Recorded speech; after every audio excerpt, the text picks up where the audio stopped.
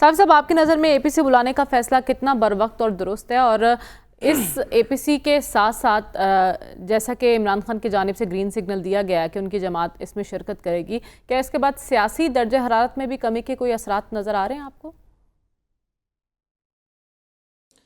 आपके सवाल के दो पहलू है कि बरवक्त बुलाना, बिल्कुल बरवक्त नहीं बुलाया गया। ये एपीसी तो उस वक्त से पहले होनी चाहिए थी जब आप फैसला कर रहे थे और एपिक्स कमेटी में इसको लेके आ रहे थे और इंतज़ामी तौर पर ऑपरेशन का ऐलान आप करने का इरादा कर चुके थे। तो उससे पहले आपको चाहिए था कि जितने भी स्टेक होल्डर थे, खैबर पख्तूनख्वा, पंजाब, सिंध, बलूचिस्तान के जितनी भी बड़ी सियासी जमातें और क़ुव्वतें थी जो पार्लियामान के अंदर और बाहर है, सबको आप ऑन बोर्ड लेते, सबके साथ सियासी मकालमा करते, एक लायामल तैयार करते, फिर उसके बाद इसको एपिक्स कमेटी में लेके जाते, काबीना से पास करते, पार्लियामान में लेके आते और बात ख़त्म हो जाती। अगर किसी के तहफ़्फ़ुज़ात होते, अभी आपने ऑपरेशन के पैरामीटर्स बना लिए हैं, आपने ऑपरेशन अमली तौर पर शुरू कर रखा है। खैबर पख्तूनख्वा में तो ऑपरेशन कभी रुका ही नहीं है। बलूचिस्तान में चमन से लेकर गवादर तक तो ये टारगेटेड कार्रवाइयाँ कब रुकी है 9/11 के बाद।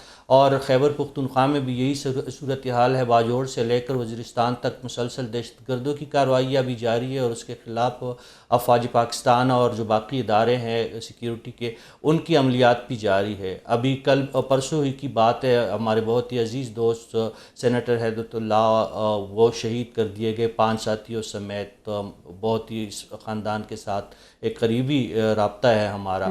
वो उसके नतीजे में वहाँ पे एक बड़े पैमाने पे ऑपरेशन हुआ।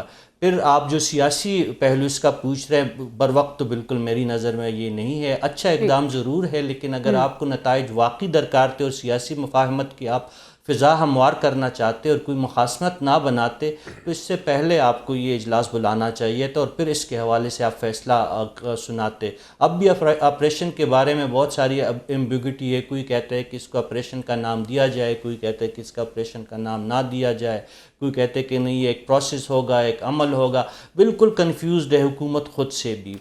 ये तो वक्त की हुई बात। दूसरी, आप सियासी हम आहंगी की बात करते तो मेरे ख़्याल में इमरान खान साहब ने एक अच्छा इक़दाम ज़रूर लिया है कि कौमी सलामती के मामले पे उन्होंने किसी हठधर्मी का मुजाहरा नहीं किया कि किसी सियासी जो उनकी मुखासमत जारी है पाकिस्तान मुस्लिम लीग और पीपल्स पार्टी जैसी जमातों का, उसको उन्होंने दरख्वास्त इत्तना नहीं समझा और उन्होंने ये फ़ैसला किया कि उनकी पार्टी इस इजलास में शरीक होंगी। ये तो इमरान खान साहब की तरफ से मुफाहमत का एक रास्ता खोलने की एक ऑफ़र हुई।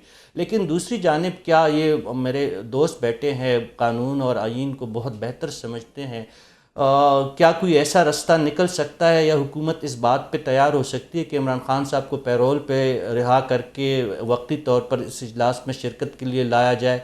जब तक कि इमरान खान साहब ख़ुद इस फ़ैसले में शरीक नहीं होंगे, तो आप ख़ुद जानती हैं, मेरे ख़्याल में अगले सेगमेंट पे आप बात करेंगे, इनकी पार्टी ख़ुद अंदरूनी इख्तिलाफ़ात का शिकार है। अगर गौहर साहब जाएंगे तो असद कैसर को एतराज़ होगा, अगर असद कैसर जाएंगे तो गंडापुर को इख्तिलाफ़ होगा, अगर वो जाएंगे शहर आफरीदी और अली मोहम्मद जैसे लोग फिर तनकीद करेंगे।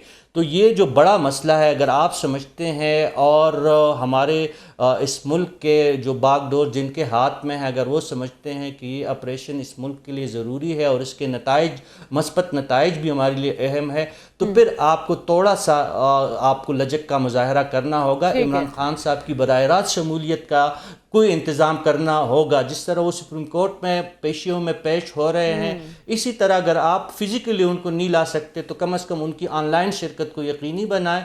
उसके बाद जो आपका दूसरा सवाल है कि फिर सियासी मुफाहमत का कोई रास्ता खुल सकता है कि नहीं, अगर हुकूमत ये गेस्चर देने में कामयाब हुई तो शायद फिर आप कह रहे हैं एक पॉजिटिव गेस्चर दिया गया है बानी पीटीआई की जानिब से, हुकूमत को भी एक कदम और आगे बढ़ाने की ज़रूरत है और ये आपकी ख्वाहिश है कि बानी पीटीआई की शमूलियत ज़रूरी है, तभी सियासी दर्जा हरारत में कमी होगी।